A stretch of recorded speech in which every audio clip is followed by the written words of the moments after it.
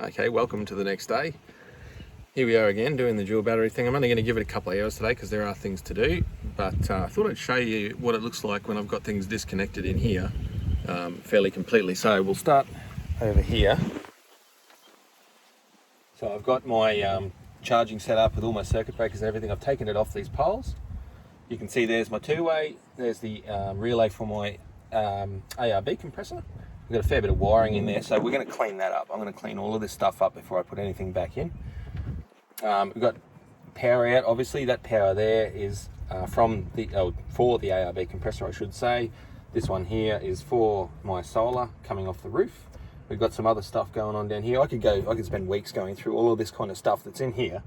But all in all, we're going to clean that up today, so that's a good thing. This one here is for the reverse light on the back here.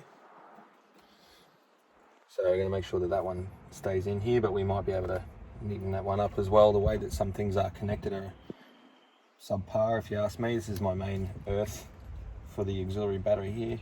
There's heaps of stuff going on here, so we're going to neaten all this up.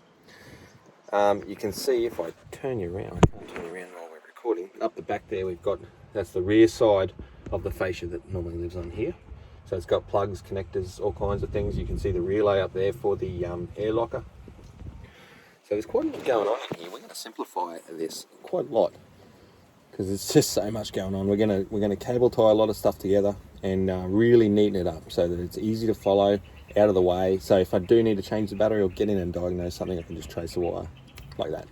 And we don't have wires bouncing around and flapping around everywhere.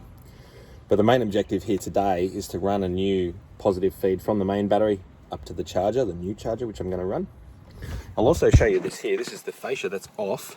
So there's nothing connected on the back of this. This is the old red arc, and I haven't actually taken this out of here simply because I just disconnected it. At the time, run the CTEC. CTEC was very simple to wire up. This is a BC-DC 1206, which is a 6 amp charger. That was what came with the car when I bought it. This is what was previously installed. What you might find interesting, if I turn it around, it's got this bad boy here. So I've got no idea what that's all about. You can see it's got wires and whatnot going everywhere. They go to the bus bar, so I've got a positive bus bar and a negative bus bar down here. These are all the circuit breakers. So there's so much going on with that red arc that was in there. I'm going to remove all of that, remove all this, because all that had to do with was charging the car, and I don't know what this was for. I'll be perfectly honest with you, I'm not an electrical guru on this one.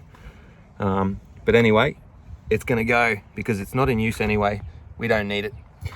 So that's going to disappear and make room for something else. Maybe I can put something else in its place, but definitely don't need it. We've got a charging thing sorted, so that's all good. Let's get into it.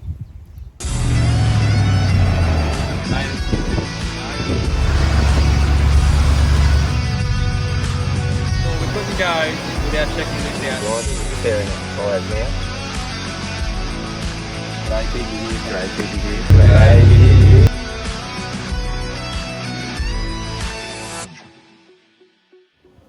Okay, so how much better does the back of my box look? This one here goes from the fridge connection, which is up on the back of that there.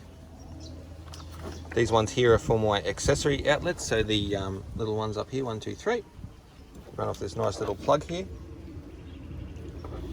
And then we have obviously the main earth that goes to the battery, positive feed, which comes around the side from the circuit breaker.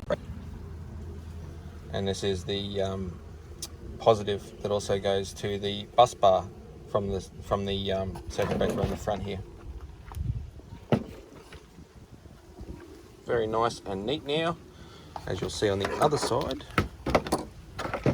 It's also nice and neat up here now, so I've got a little bit of extra room on the front there if I ever decide to use it.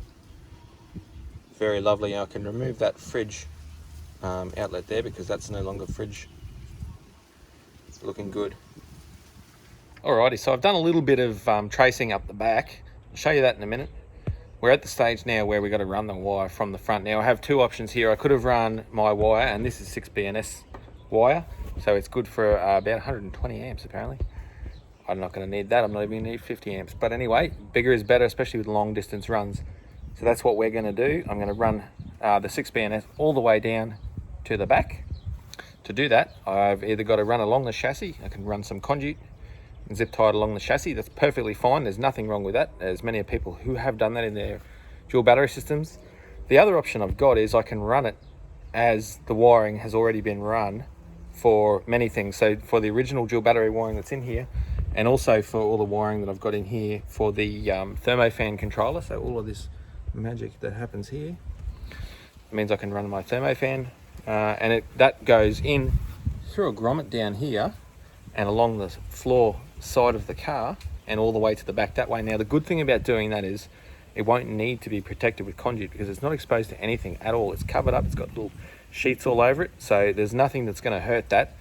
It's the harder option, I'm not going to lie, but there's two benefits to doing that. One is it's a shorter run, so I can run the wire a lot shorter distance than I have to if I'd run all the way to the back, then up and then to the charger.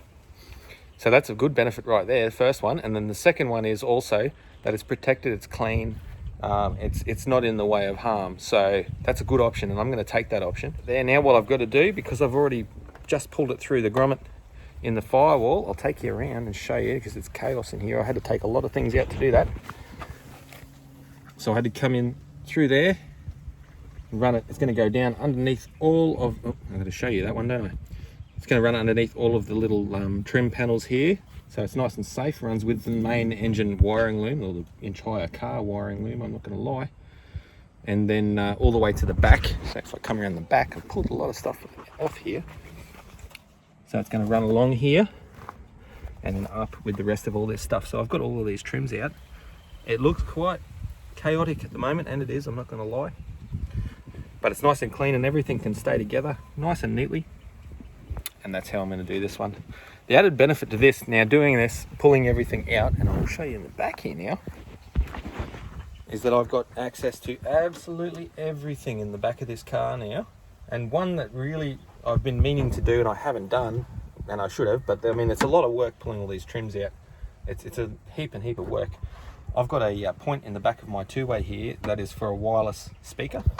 Not a wireless speaker, an external speaker for my two-way radio, and I'm going to take advantage of that because I do have an external speaker that I've been intending to install, but just haven't installed. So now I can run the wire up to the front for that external speaker. So it's a big job, a lot of work, all takes time. Now I've spent a bit of time just working out what's what here, and if you have a look, I've pulled some things apart. So I've actually, I didn't know what this was for prior. This relay, it's actually for the reverse light, so I've labeled that now. And there's also a few others here. So this one here is now redundant. Some P38s came out with an external 12 volt port, and this is one of them. So I could have run 12 volt from the main battery, from factory, and there was a little outlet just here. And the previous owner has actually tapped into that and run this wire here off that for a power source. The power source was for the old Red Arc 6 amp charger, which I don't understand because this car doesn't have a one of those smart alternators, so there was something that's not necessary, but I guess that Red Arc may have been triggered by ignition before charging anyway. So either way, whew, big job. But now I can run my external speaker for the two-way radio up the front as well, which is really good. Once I've run that wire back to the front of the car, that is, I'll pull the remainder of the 6BNS wire for my battery system, battery charger, cut it to length. I'll probably give myself a little more length than I need. That way I can play around in here and get that all sorted. But that's a big win right there. Now, it's a lot of work. I've had to pull a lot of trim panels off. And in a car that's 20 years old or more, sometimes you can break little clips and stuff on these things. So you need to be really careful when you do that. And I was super careful. So it's taken a lot of time for me today. In fact, there's a second coffee there. But I'm happy with what's going on now because I've identified some things that I didn't know where they went prior. And this includes this one here. This wire here is actually it was tapped into the main wire from the primary battery originally using this joiner here. It also ran to the Anderson plug. So I've labeled that for the Anderson plug. And that's a good quality wire there that will definitely support the kind of current that I'm asking for. So now I know what's what in there completely. I know everything that's going on in there. That's a bit of peace of mind for me. And then once I've run everything I want to run and hooked it all up, I can then do the old zip tie thing, fix it up, make it look nice and neat, and put all my trim panels back on, test it out and see how we go. All right, so that's the day pretty much. I had to do a few things in between, so I couldn't just continuously work on this. Had other things that I needed to do. But anyway, what we've got so far, I'll start from the bottom, we'll work up. So we got the wires for the Anderson plug. I've just got to terminate those, and I can put that Anderson plug back on its little mount under there. So that's good. That runs all through here, and I'll turn you around and show you. So that's the old Anderson plug from underneath the car. Obviously I'm going to reuse that and the terminals, that's not a problem. This is our main feed line here from the front of the car. I've got fuses, 2 fuses, a 40 amp maxi fuse, MIDI fuse actually, sorry, 50 amp for each of those. This one here is the positive for the Anderson plug, and that's obviously the earth for it there. So that's good. It's very, very thick wiring, so that's going to definitely do the job. In here I'm going to put a MIDI fuse for that, and I'm also going to put a fuse on for that, so that we can have it fused up at the front of the car and at the back. Obviously I've got everything out still, which is happy, happy, joy, joy. We've simplified everything in here, so I've loomed all of this stuff up nice and neatly here, this wiring, so that it's all in one spot and it's run nice and neatly up the back there. So obviously this is for the locker, the solenoid there, so I've got to sort all that stuff out before we can put that panel back on, obviously. But once I've got the wiring lengths right, I can then neaten up all of this wire here as well. So that's a wrap for today. You can see the 2 ways nice and neat there too. I've got to shorten that wire there. Same with the wiring for the air compressor, but we will get back to that one tomorrow.